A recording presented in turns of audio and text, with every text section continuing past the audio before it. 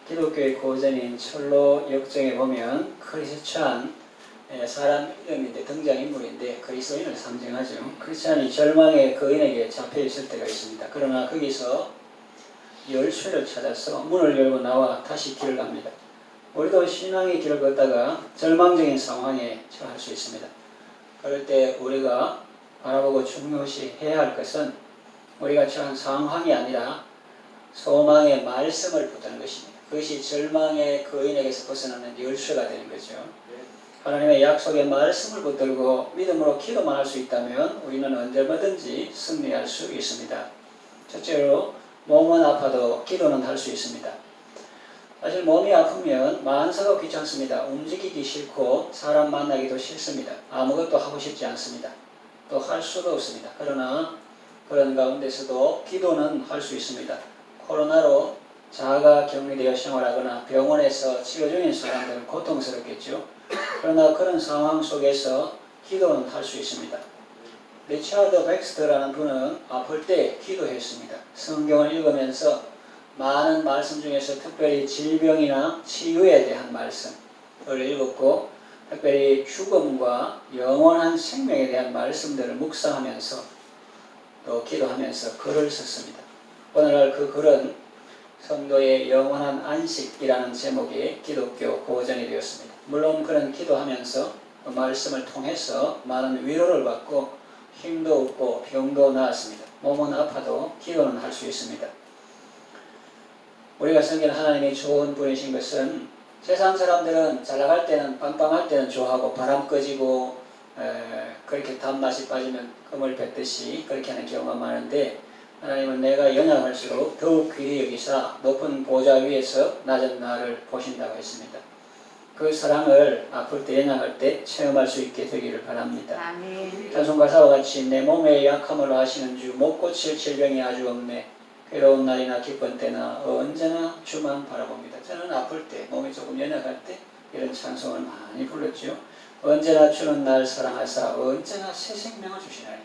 영적으로 죽음에 계신 영원한 생명 주신 그것뿐만 아니라 날마다 우리 피부도 이게 늘 같은 피부까지는 아니잖아요. 생물 공부해 보면 며칠 만에 이렇게 다시 새롭게 되고 껍데기를 벗고 이렇게 언제나 새 생명을 주십니다. 아플 때 손 이것도 7번을 깨매가지고 불편하고 사람들을 걱정할 때가 있었는데 이렇게 깨끗하게 치유해 주시고 언제나 새 생명을 주십니다. 영광의 그날에 이르도록 언제나 주만 바라봅니다. 영광의 날은 주님 오실 날도 되고 내가 기도 응답받는 날도 되고, 그래서 그 영광의 그날에 이르도록 언제나 주만 바라봅니다. 이게 승리인 것 같아요.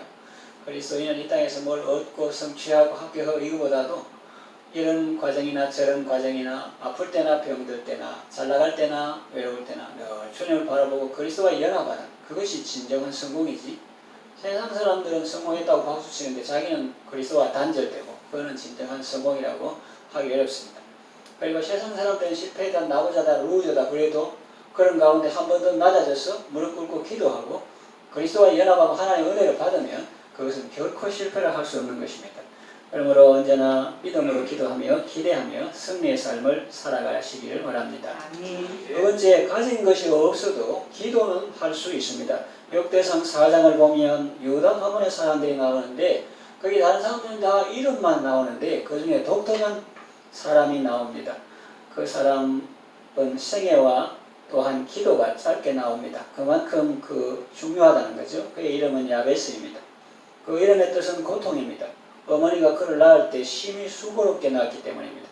그래서 아들 이름을 고통이라 지었던 것입니다. 미스터 페인즈. 짐작하건대 그는 몸도 약하고 재산도 없었던 것 같습니다. 그래도 그는 기도했습니다. 짧은 절에 나와 있지만 엄청난 믿음이 표현되어 있습니다. 주께서 내게 복을 더하사. 이것만 봐도 그 사람은 만복의 근원이 하나님이신 줄 알았어요.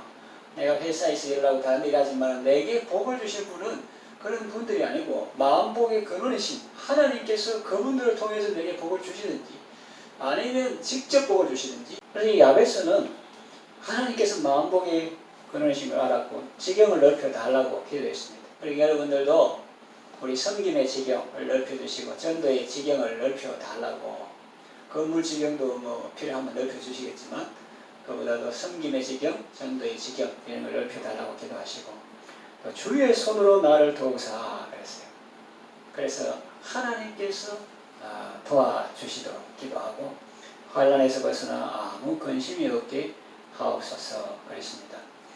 그래서 하나님께서 그 구하는 것을 허락하셨더라 그랬어요. 그래서 그는 그 형제보다 존귀한 자라고 성경이 기록하고 있는 거 아니겠습니까?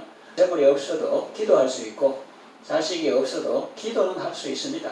한나의 경우를 보세요. 본래 자식이 없었는데 기도했더니 하나님께서 사무엘을 주시고 또 세 아들과 두 딸을 더하여 주셨습니다.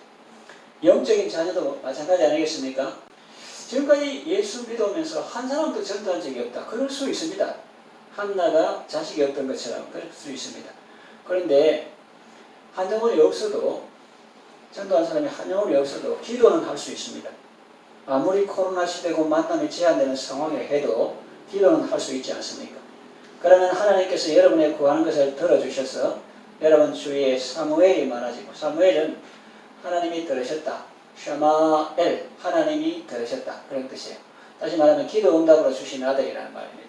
그러니까 여러분이 영적인 자녀가 없어도 육신의 자녀들은 많고 손자 손녀들도 많지만 영적으로 내가 전도해가지고 지금 세례받고 예수를 믿는 한 사람 없다. 그래도 우리가 기도하면 하나님께서 그 기도를 샤마엘 하나님이 들으시고 여러분에게 사무엘을 허락하시고 또 하나님께서 한나에게 세아들과 두 딸을 더 주신 것처럼 다른 영적 자녀들도 많이 있게 되기를 바랍니다. 아멘. 세 번째, 상황이 안 좋아도 기도는 할 수 있습니다. 압살롬이 반역했을 때 많은 백성들이 반역의 무리에 가담했습니다. 상황이 안 좋게 전개되었습니다. 이러다가 우리 여기서 다 죽겠다고 판단하고 다윗은 궁을 떠나 피난길에 오릅니다. 가다가 또 안 좋은 소식을 들었습니다. 천하의 모략가라고 하는 아히토벨이 압살롬 편에 섰다는 정보였습니다. 다윗은 그 상황에서 할 수 있는 것이 아무것도 없었습니다. 그러나 기도는 할 수 있었습니다. 산 기슭에서 올라가면서 기도했습니다. 하나님 아히토벨의 모략을 어리석게 하소서. 그렇게 올라가는데 마루턱에서 후세라는 사람을 만났습니다. 그것은 다윗의 기도가 응답되는 첫 단추였습니다. 후세는 다윗의 지시대로 위장 전향해서 예루살렘 안으로 다시 들어가 그 압살롬의 참모인 것처럼 하면서 아히토벨의 모략을 무력화시킵니다. 결국 다윗의 기도는 응답된 것이죠. 그러니 여러분 상황이 안 좋다, 안 좋게 전개되어 간다고 해도 절대로 낙심하거나 포기하지 말고 하나님께 기도하시기를 바랍니다. 하나님은 역전에 능하신 분이시기 때문입니다. 이건 영적인 생활도 마찬가지예요. 한 가정이 시골로 이사가게 되었습니다. 어린 딸이 엄마에게 물었습니다. 엄마, 거기 가면 교회 있어요? 주일학교 있어요? 엄마는 없다고 했습니다. 이삿짐을 다 싣고 가려는데 딸이 보이지 않았습니다. 찾아보니까 빈 방에서 딸이 기도하고 있었습니다. 들어보니까 하나님, 제가 가는 마을에 교회가 없다고 합니다. 교회 생기게 해주세요. 제가 예배 드릴 수 있게 해주세요. 그렇게 기도하는 겁니다. 그 모습을 보고 엄마도 감동을 받아서 함께 그렇게 기도했습니다. 이사 와보니까 과연 마을에 교회가 없었습니다. 그런데 놀라운 일이 났습니다. 2달도 안 되어서 그 마을에 교회가 생겼습니다. 그리고 믿는 사람들이 여기저기서 모여들기 시작했습니다. 상황이 안 좋아도 기도는 할 수 있습니다. 어떤 상황에서든지 하나님을 바라보고 믿음으로 기도하여 응답받고 복된 삶을 살아가시기를 바랍니다. 아멘. 넷째로 연로할 때나 연약할 때도 기도는 할 수 있습니다. 신약 성경에 보면 시몬 할아버지는 이스라엘의 위도를 기다리며 메시아 예수님을 볼 때까지 성전 중심으로 기도하는 삶을 살았습니다.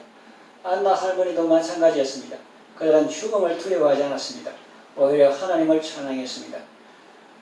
이제는 종을 평안히 놓아주시는도다 라고 하며 감사했습니다. 이 사람들은 주님이 두렵잖아요.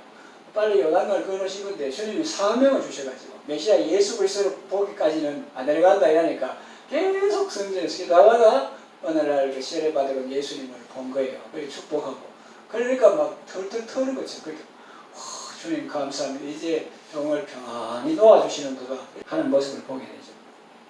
그 연로하신 성도들이 내가 이제 뭐 할 게 무엇한데 제가 지난주에도 말했듯이 나이가 어때서 주님 일하기 딱 좋은 나이인데 그랬어요. 어떻게 보면은 속된 말로 젊고 혈기 팡팡해도 끄떡거리며 다니는 젊은 사람보다 연약해도 속 사람을 억수로 강건한 그 사람이 더 많은 일을 할 수가 있습니다. 그래서 젊은 사람 오해를 하지 말고 젊을 때 젊을 때 힘다하라 그럼 좋지. 근데 그런 사람이 참 드물거든요. 살기도 힘들고. 사무엘은 은퇴하면서 백성들 앞에서 그들을 위하여 기도하기 쉬는 죄를 결단코 범하지 않겠다고 했습니다. 그래서 뭐 24시간 늘 기도한다 이거보다도 기도하기를 쉰다 이거는 이제 포기해본다, 그만둔다 이런 거. 여러분들 전도 대상자를 위해서 기도할 때 그 길을 쉬지 말고 포기해보지 말고 계속 기도하시면 때가 이르면 거두게 될 줄로 믿습니다. 어떤 할머니는 몸이 아파서 병상에 있었는데 객지에 나가 있는 손녀딸을 위해서 기도했습니다. 할머니니까 뭐 전화도 잘 못하고 직접 갈 수도 없고 그러나 기도는 할 수 있잖아요. 그래서 손녀도 예수 믿고 구원받게 해달라고 간절히 기도했습니다. 어느 날 손녀가 명절 때인가 뭐 이렇게 집에 오더니 할머니한테 가서 할머니 저 예수님 믿기로 했습니다 라고 말하는 거예요. 그때 할머니는 하나님께 감사를 드렸습니다. 어떤 소녀는 병원에 입원해 있었는데 마을 사람들의 구원을 위해서 기도했습니다. 마을 사람들이 신기하게도 한 사람, 두 사람 예수 믿기 시작했습니다. 그 소녀가 임종할 때쯤에는 그의 모든 마을 사람들이 아마 암이나 무슨 안 좋은 병이 있었던가 봐요. 그래서 임종할 때쯤에는 그의 모든 마을 사람들이 교회에 출석하고 있었습니다. 소녀가 임종한 후에 사람들은 그 소녀의 침대에서 마을 사람들의 명단이 적힌 종이를 발견할 수 있었습니다. 그래서 그 명단을 써가지고 나갔다 하면 또 빨간불로 동그라미 하고 또 안 나온 사람 위해서 계속 기도하고 그랬던 거죠. 우리가 노쇼하거나 연약할 때 사탄은 우리 귀에 대고 속삭입니다. 넌 이제 아무것도 할 수 없어. 그러나 하나님은 우리에게 말씀하십니다. 너에게 능력 주시는 자 안에 있으면 너는 모든 것을 할 수 있다. 너의 그 사람은 후패할지라도 속 사람은 날로 새로워질 수 있다. 늙을 때에도 나는 너와 함께하며 내 힘이 쉬어갈 때도 나는 너와 함께 할 것이다. 내가 연약할수록 나는 너를 더욱 귀히 여길 것이고 본 보좌 위에서도 낮은 데 처하는 너를 항상 굽어 살필 것이다. 그렇게 말씀하시는 거예요. 말씀을 정리해 마칩니다. 문제는 환경이나 상황이 아닙니다. 그런 것은 작은 문제입니다. 그럼 정말 문제는 무엇입니까? 성도가 기도하지 않는 것입니다. 어려울 때 질에 겁을 먹고 포기하는 것입니다. 성경은 말합니다. 선을 행하다가 낙심하지 말라. 신앙생활하다가 낙심하지 말라. 포기만 하지 않으면 때가 이르면 거두게 된다. 그러니 여러분 어려운 일 당할 때 여러분의 믿음이 적을지라도 의지하는 주님을 더욱 의지하시고 믿음의 기도로 승리하시기를 바랍니다. 아멘.